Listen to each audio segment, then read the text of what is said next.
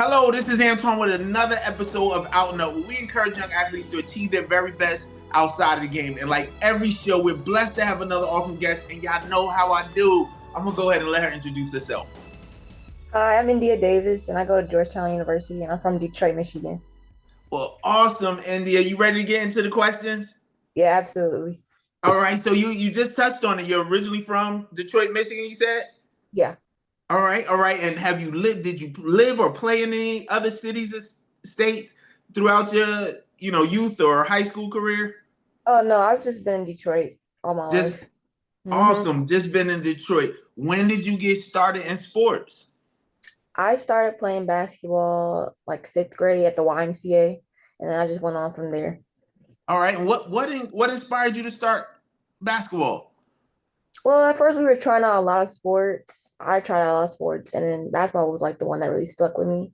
And I worked a lot with my dad, so that would help, get me boosted up. All right. What are any other sports that what was some of the other sports that you actually played? I actually took tennis really seriously, and then as soon as I started playing basketball, it just like kind of went out the door. So, yeah, tennis was fun. All right, all right. So when was it that you really locked into just basketball? Was it early on in like middle school, elementary school, or was it kind of more towards high school? When did you really just start to focus on just basketball? I would say when I hit sixth grade and the competition started getting like harder and we started losing, I was like, I don't like losing. Like, I want to be good at this. And that's when it went on from there, like sixth grade and seventh grade, started playing up in high school. And that's when it took off. All right. And what were some things you started doing, or you say you worked out a lot with your father? What were some things that you started doing to really grow your game? I stay in the gym 24/7. I know that, like, I know I wanted to see growth. So I stay in the gym before practice, after practice, doing whatever I could to get more shots up, talking to coaches. Like, I did everything I did to stay consistent with that, everything I was doing. All right. And I always like to ask, what do you consider yourself a student of the game, like at a young age? Did you also watch film? Are there teams that you watch, specific players that you kind of leaned your game towards?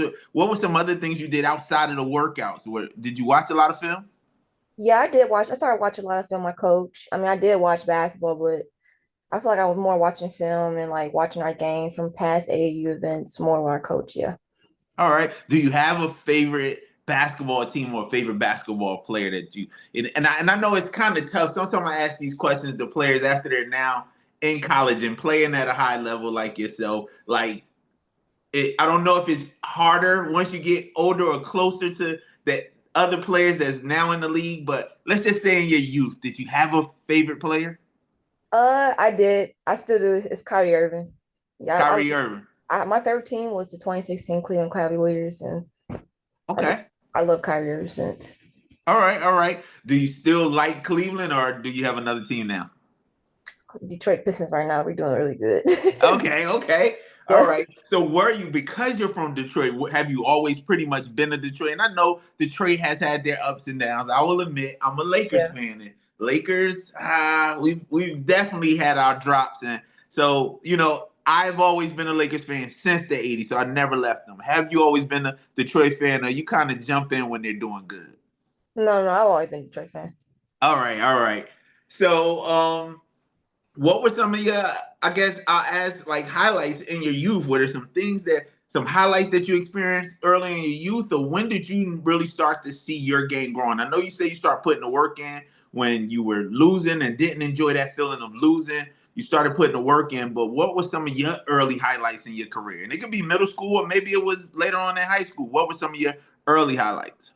I would definitely say me performing on like the higher level, like when I was in seventh grade and we got put up onto the high school level and we started performing on the circuit, is when it was like a game changer for me.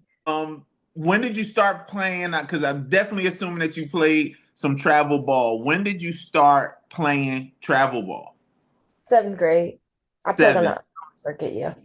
Okay. And so I always like to ask this to the guests. How important is it for a young athlete to get involved with travel ball? And I know there's been so many changes. I even had a guest earlier on in the season. Anybody that's watching the other shows, they'll see it. And it actually was a coach that, because of so many ups and downs and changes, with travel ball. There's various circuits out there. There's not people that's always happy with some of the changes or just some of the things that go on in travel ball. But I ask you as an athlete, and I ask every coach, any player that's been on, how important is it for a player who wants to play at a high level? How important is it for them to be involved in travel ball? I think in this time and age right now, it is very important because everything is really running through travel ball. And I feel like if you find the perfect team, people that want to surround yourself with family environment, you still getting that exposure. I say go all for it, but don't put yourself in a situation where it's like it's not the best for you just because it's just like the name or the brand. Right, right. So, what high school did you end up playing in your high school career? What high school did you end up playing for? I played at West Bloomfield High School. All right, and did you play there all 4 years? Yeah, I did. All right, all right. So, what was some of your early success or experience in your? Did you get a good bit of playing time? And actually, I'm assuming you did because you said you actually had an opportunity to play when you were in seventh, eighth grade. Yeah. hmm Okay, all right. And Yeah. so, how So, does that work? Because it's different in every city. Being born and raised in New Jersey, I never heard of players playing for their high school team when they were in seventh or eighth grade. And just last season, earlier this season, I had another guest, Ariana Shogreen, who's playing here in the North Carolina area, and she was in the seventh grade, and she actually was playing on her high school team, which was Grace Christian. Grace Christian is actually the high school here in Sanford, North Carolina that Sarah Strong played for. Sarah from Connecticut, and so Ariana played for them. And so it's kind of new to me, even though I've been following ball for a while. But hearing so many players and seeing so many athletes and having guests on the show, how does that work? Like when you play early on for your high school team, do you still get to play your 4 years? You oh, know, so when I said playing up, I played on the high school circuit. I didn't okay, like okay. As our far as school didn't travel allow. ball. Yeah, travel ball. And like Michigan doesn't allow you to play for your like high school when you're in the seventh grade. Like you have to wait. Okay, all right. So Yeah. I'm glad you cleared up. You played up, and so yeah, that happens again with players on that's playing at a high level like yourself. I've had so many guests also that have been able to play up in travel ball.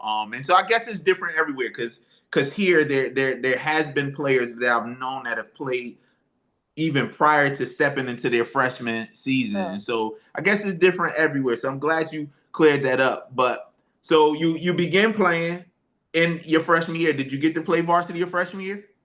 yeah, I did play varsity my freshman year. We did really good, but COVID ended up knocking us out. So we didn't Okay. get a chance at it freshman year. But second year, we played really good, and then we ended up winning our state championship that year, our first one.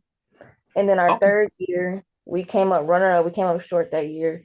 And then that third year, I ended up winning Gatorade Player of the Year for Yes, Michigan. and so that's my information I had in the bucket that your junior year, you were Michigan State, the in the state of Michigan, you were the player of the year in girls basketball. Yeah, What was that feeling like? that felt. I was actually lost for words. Honestly, I was happy to see that my hard work was actually paying off, and I was really happy to get that reward. It meant a lot for me. All right. And so I always like to ask, I've had some other guests, and I like to ask this question because I notice in sports you'll have players, um, even having younger children myself, you have players that might experience success, say in middle school or elementary school. And it is not easy. I understand it would not be easy for a player to stay motivated. And so you talked about the fact that you experienced the losses early on, that motivated you to work hard and get better. So now your junior year, you win the state player of the year. What did you do, or how were you able to stay humble and just stay focused? Like, was it people around you that helped you, or was it a personal drive of your own? How did you stay focused after that? I would definitely say a big part of it was the people around me, and like keep my head down, keep my blinders straight, just keep working toward my goal, and which my goal is to get to the WNBA and play college ball. Like this is bigger than all the goals I have. And people around me is definitely important because they told me just to be humble. Don't like just keep working, keep your head down. Okay, all right. And so you win it that year, and so we have not touched it yet. Anybody that already knows um, our guest, and you've maybe followed her throughout her career, you may know this already, but we've gone a couple minutes in this interview, and you've had a partner throughout this process. Like most people is, it might just be them or they have older siblings or younger siblings, but you're actually a twin. Yeah. What has that been like being able to just share the floor with a partner, throughout this time? I think we talked very briefly right before. So you're actually, even though it's just yourself on the interview, you're my second guest that was a twin. I was blessed early on, prior to high school, to have the Paldo twins that are now freshmen at the University of Tennessee. But now having you on, I just want to ask, what is that like having a partner on the court like that? I mean, it's very cool to have like another you out there, but I mean, she played a different position, but just to like iron sharpens iron for real, and really like just have another person out there just makes it like the best experience ever. All right. So you talked about your father being a big part of your training and working out and getting better. Was your sister also someone like? Are there ever times that one of you all may not want to, may not have that drive and somebody got to push, or the other one may be up? Are there times where one is up and one is down? Do y'all have to push each other? Yeah, for sure. And there is times where I get so tired, like I don't want to go to training, or I just gotta could we get up early to train? Like Summer's always at my door knocking and calling my phone, like get up, let's go to the gym. But there are some days like she doesn't feel like going to the gym, like, all right, I'll meet you at the gym. It's just like it's always pushing each other and it's good. That's good. That's good. And so I was gonna ask, has it been very competitive throughout your youth? Like, do you all play one-on-ones a lot? Does that happen? Yeah, we recently haven't played in a minute, but when we was growing up playing basketball, we always played 1-on-1. All throughout high school, play 1-on-1. Anything that we could do to play compete, we always play against each other. And that's good. It's just good to hear that. I didn't have a sibling. I have a sibling I was the baby of my family. And I had a sibling 5 years older, but again, it was my sister. We didn't play sports together, so I didn't have. But I just always think it's awesome as I get to hear these stories, having somebody and having a twin, like you said, you pretty much put in awesome words, having another you out there, someone to push you, in those times. So it's good to hear that story. And so as we finish high school and move on to college, the awesome thing, and I don't know if you've done any research, I didn't really get a chance to look, but you all went back to back as player of the years, Yeah. correct? Mhm. So junior year, you're the state player of the year. Senior year, your sister is the state player of the year. And I'm really wondering, like, have you ever heard of that happening anywhere in the United States where there's been a set of twin sisters or even siblings where one was the state player of the year one year and one was the state player of the year? Have you ever heard of that before? Actually, no. Wow. So I'm gonna actually do some research after this show just to see if that's ever happened before. So I think that's a awesome accomplishment on you and your sister's part. So congrats on that. I know I'm 2 years behind, but congrats on that accomplishment. And so at what point in high school, we didn't go into a lot of detail of just statistics or what you all were able to accomplish, but it is obvious that you all had very successful high school careers and that you were able to accomplish the Player of the Year awards. And so I just want to ask, at what point do you start your recruiting, or did y'all start your recruiting process? Well, we got our first offer when we was in the seventh grade, and then it kind of just took off from there. But we did end up committed in our tenth grade year to Michigan State, and then she ended up having to medically retire, so she wasn't the coach anymore. So we opened back up our recruitment, and that's Okay. when we went to Georgia our senior year, and then Okay. from on there, yeah. All right. So I'll just ask because you're currently at Georgetown. You start off at Georgia, and so I just want to ask, talking to a set of young student athletes, what are some things that the young athletes should look at when making a decision on what school they're going to? Your situation, I know, is unique. Again, having experience with my other past guests, I'm sure part of that process is looking for somewhere that you both can play. Right. Correct. All right, but what are some other things if you're talking or mentoring a group of young student athletes? What are some things that you would advise them to look for when they're looking for a school to continue their career on the college level? I would definitely say the main important thing for me was family environment. Like, 'cause I'm really close with my family, big family. Like, is this where I want to be? Are the people around me gonna push me like and treat me like they're their family? So that's what was important to me. And the other thing was like location. Like, do you want to stay home? Do you want to stay close to home? Are you gonna be homesick? Like, if you can go far out, then go far out. But if you can't, then I mean, like, you just can't. Like, just do what's best for you.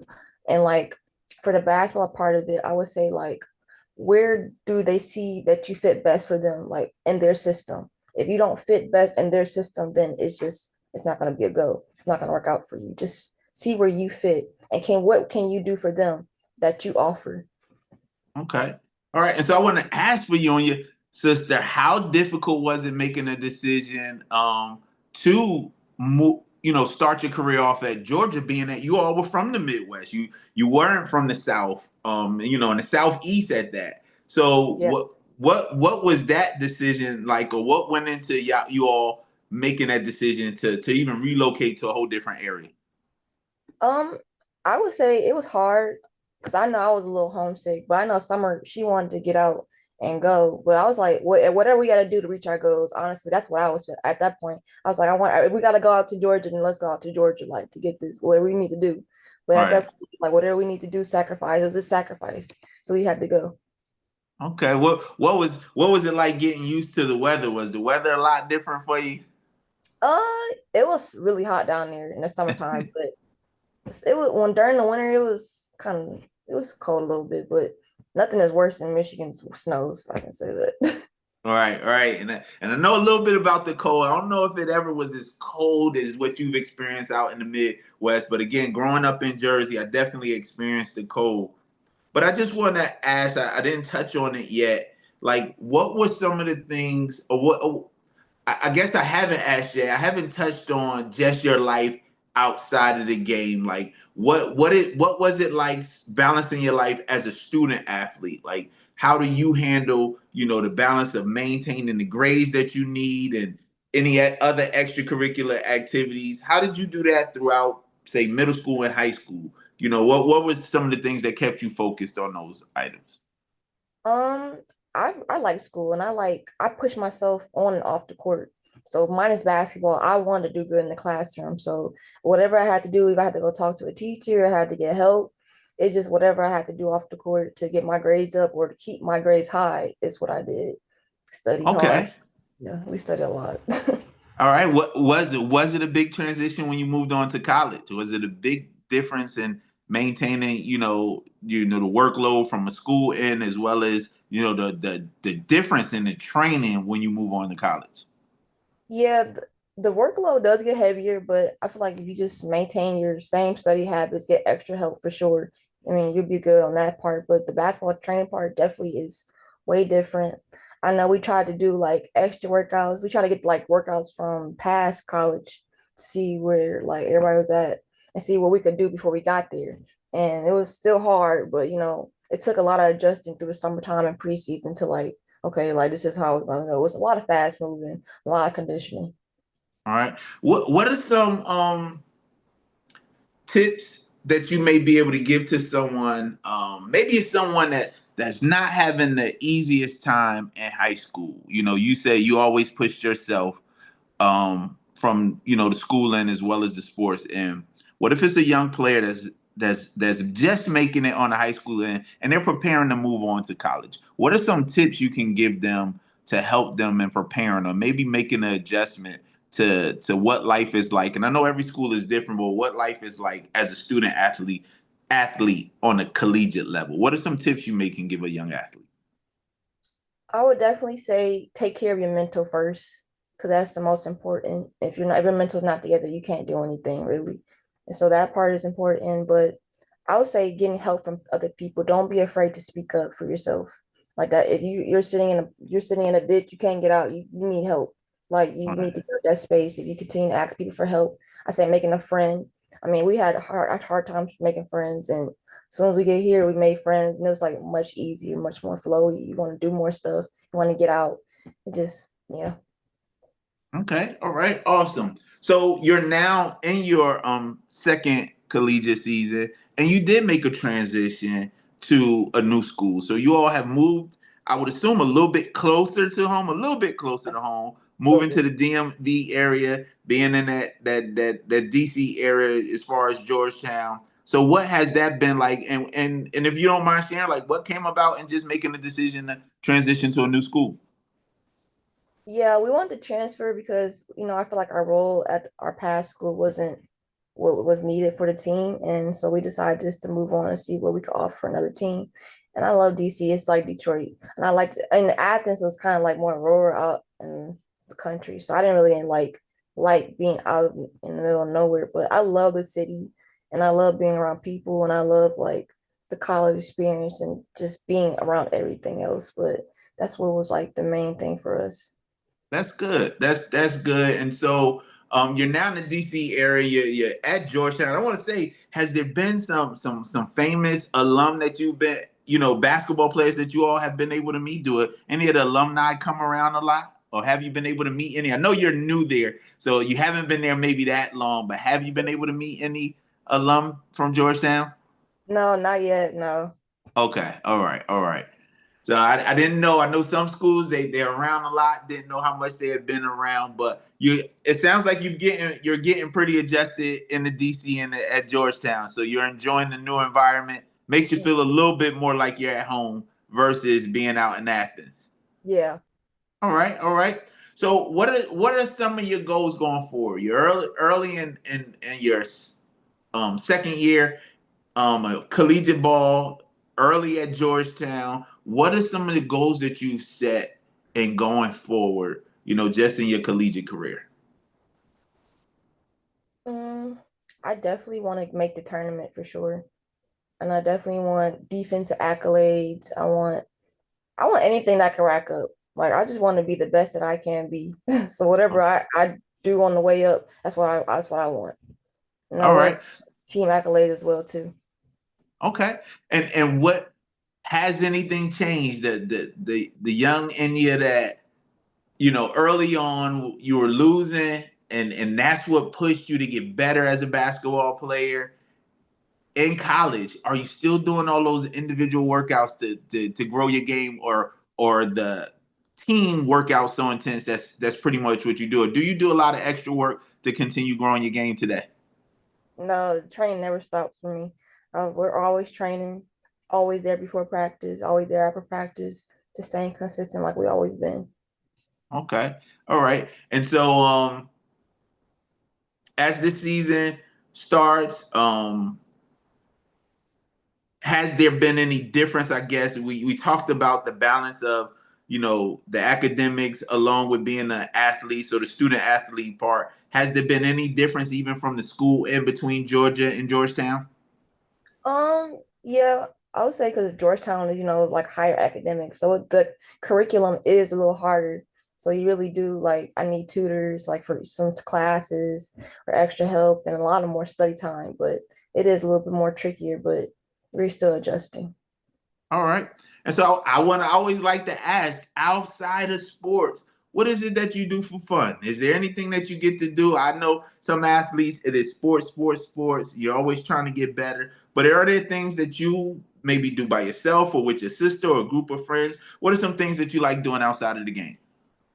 For a majority of my childhood, I love drawing and painting. And so I've been doing that ever since I was like 8. But and then we recently been baking a lot and cooking. So that's been our thing. Okay. All right. Do you have, outside of playing the game and being able to play on the WNBA level, what are some other career goals or some things that you would like to do? I'm definitely looking into like commercial real estate and like maybe some marketing. Like I'm majoring in econ right now, so I'm just still to decide what I want to do in that. So it's still changing, but I'm open to a lot of things right now. All right, all right. and I guess I want you to speak to that because I always like to ease the stress of the young student athlete. I've had athletes who have finished their college career, and some have gone on to play, in other leagues, but some have gone on to other career fields, and they've admitted that even after finishing school, they had to, really figure out what they wanted to do next. So, though some athletes or students going to school with a full game plan, like, is there anything you could say to the young person as they're entering college to kind of ease the nerves of trying to navigate and figure out what they want to do, even in connection to their athletic life and their sports life, just figuring out their major and maybe their career after sports. Is there anything that you can give them as far as advice? I would say if you really know what you want to do, stay to that course. But if you don't know and you're just trying to have this strict like schedule and like plan, it's not really gonna work out. I say be flexible with yourself, be open to different majors, different courses, like just be open. And sometimes it's not gonna go as planned. That's okay. Like being having change is good. That's good. That's good. And so you as we listen to just the experience that you've had in sports and even being able to do well in class, have there been some things? I know there was reasons why you had to transition from Georgia to Georgetown, but anywhere else in your career or even outside of the game, have there been any obstacles that you can speak of that has helped you to really grow and become the person that you are? I think it's always good for student athletes to know because there's so many young people that play the game where there's things going on maybe in the game, outside of the game. Has it always been simple for you in the sport and maybe even outside of the sport? I don't know if you have any stories that you wouldn't mind sharing that obstacle that you've had to utilize to help you grow and become better. I would say, well, two big obstacles for me was like coaches, like people coming out of your lives, like people that you've been around like training with, just like you fall out with them or like something happens and you don't have that person anymore. And so I feel like that change is big. And then like my dad just passed away like a year ago before I went off to Georgia. And so I think that's been the biggest thing is like trying to navigate like not having my dad anymore and like still trying to work hard to get to my goals I know he would want me to. Right, right. And so, do you have anything that you can share, like us, from the coaches changes and things that you said have been obstacles to even dealing with that? So again, even I know I'm a year behind, but prayers to you and your sister and just navigating. I learned very early on when I left New Jersey. I expected to be starting a new life and figuring life out as a young adult, and I moved to New Jersey and like within months, my mother was diagnosed, and then before a whole year being in the South, my mother passed away. So I've Yeah. experienced that, and then 11 years later, my father passes away, and so Mm. I understand what that part of life has is like. And so, are there some things or some tools that you can give the young student athlete with being able to navigate and how you've been able to navigate and cope and really, consider that loved one as you continue to stay focused and reaching your goals? I would definitely say stick to your religion or stick to your faith for sure. And I think one of the biggest things was seeing a therapist and having somebody to talk to.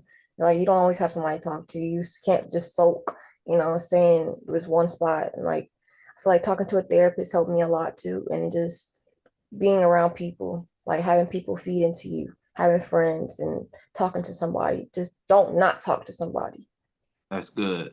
That's good. I think that's great advice. Something that's not talked about enough. I late in my adult years, I began seeing the therapist, and it wasn't that I think people have this stigma about seeing a therapist that it's just a bad stigma of seeing a therapist, and I think there are so many people in this world that life would be so different if they would take a time to see a licensed professional. It's not about there being an issue or a mental issue, and it's just a bad stigma. But life has changed for me, even in my 40s, in the time that I've taken to address not only recent things, but you start to go back and talk about things in life that you probably held on to and then you didn't talk about. So I appreciate you and your just sharing that, because a lot of young people don't, seek professional help, and I always say people always sometimes people wait for something to happen, but I think it's good for anybody who have lived, say even up into their 20s. Maybe you're early in your college season, a college career, just taking a moment. Maybe you don't have to see somebody every week or once a month, but just being able to sit down and talk through life, I think it's an important thing. So I appreciate you sharing that, being transparent and sharing that. And so thank you for that advice for anyone that may be dealing with the loss of someone or dealing with some of the other obstacles she had to face. So I appreciate the information that you've given us. And so we're about to get close to wrapping it up. And there's always two questions I love to ask from every guest. The first being, how important is it to have positive people in your circle? It's very important to have positive people in your circle. If you have negative energy feeding into you, you're gonna be that negative energy. You're gonna be angry. You're gonna be mad. You're not gonna reflect the good person that you are. And it's like you have positive energy around you. They make you better. That's good. That's good. And the last question, who or what is it that inspires you the most? I would definitely say my mom. Yeah, my mom inspires me. She works really hard for what she wants. She stays really consistent. She's disciplined, and she gives us really good words of advice. That's good. Well, we appreciate you joining us. Just looking forward to seeing awesome things from you and even your sister there at Georgetown in the coming year. So I will definitely be keeping an eye out. I like to keep an eye out on schedules after I have guests. Hopefully, think I already looked. I don't see where you all will be playing any games that I know of here in the South, but keep an eye out and hopefully over the next year or so I'll be able to catch a couple of your games and see the great work that you all are putting in. So we appreciate you for joining us. Thanks again. Thank you for having me. And you all know I say it every episode. It is good to be great in the sport that you're playing, but it's even better to be great in life. So I just ask you, I know I always say it. Don't just listen and hear the information that this young lady has blessed us with today, but you have to be intentional in applying it. So I thank you for joining us for another episode and continue to join us as we continue to go out and up. Thank you, and we'll see you next episode.